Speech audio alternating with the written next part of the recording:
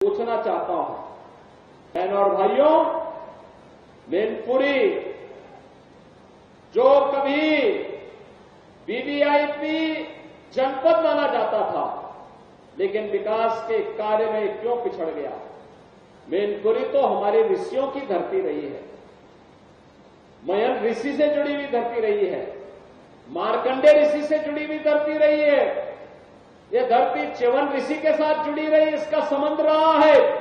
और इस धरती का संबंध देश के स्वाधीनता आंदोलन से जुड़े हुए स्वाधीनता संग्राम सेनानियों से इसका संबंध रहा है।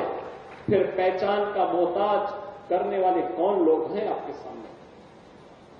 ये वही लोग हैं जिन लोगों ने आपके सामने जो पहचान का संकट खड़ा किया, आपके सामने पहचान का संकट खड़ा किया, प्रदेश के सामने, उनके सामने अपने अस्तित्व का संकट खड़ा किया। इन लोगों ने सामाजिक ताने बाने को छिन्न भिन्न किया।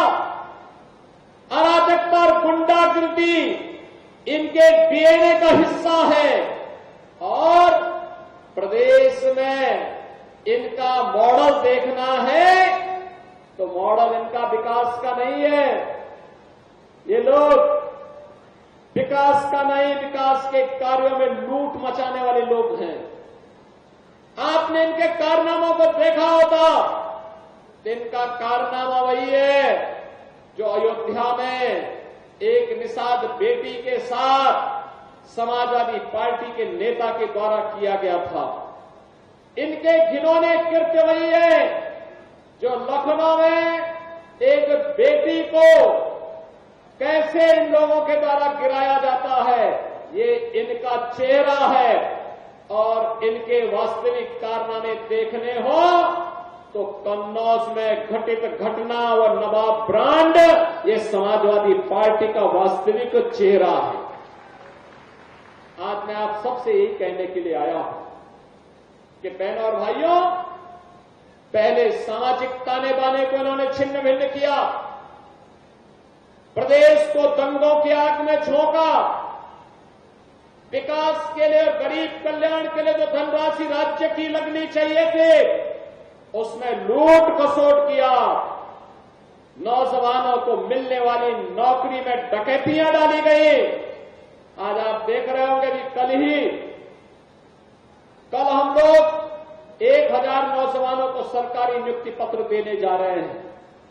अभी हाल ही में आपने देखा होगा 60,200 से अधिक नौजवानों को उत्तर प्रदेश पुलिस बल में नियुक्ति के लिए हम लोगों ने परीक्षा सफलतापूर्वक संपन्न की।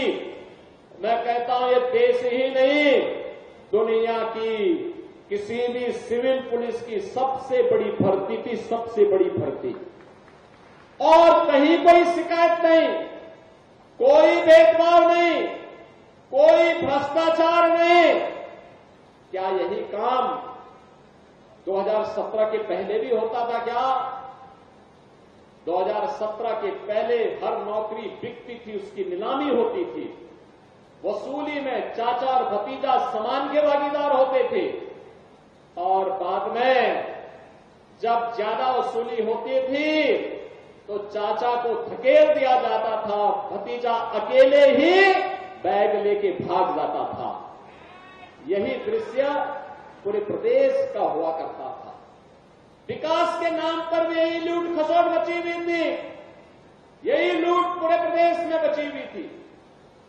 बहनों और भाइयों, इनको मैनपुरी की चिंता नहीं थी, इनको इटावा की चिंता नहीं थी, इनको स्वयं की चिंता थी।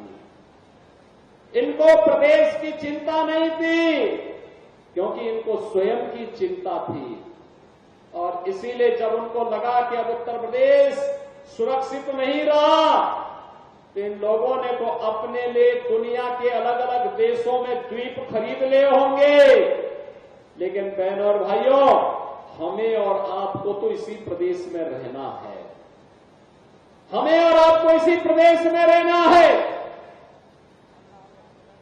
चाचा की तो नियति ही है हमेशा धक्का खा करके वहीं पड़े रहना।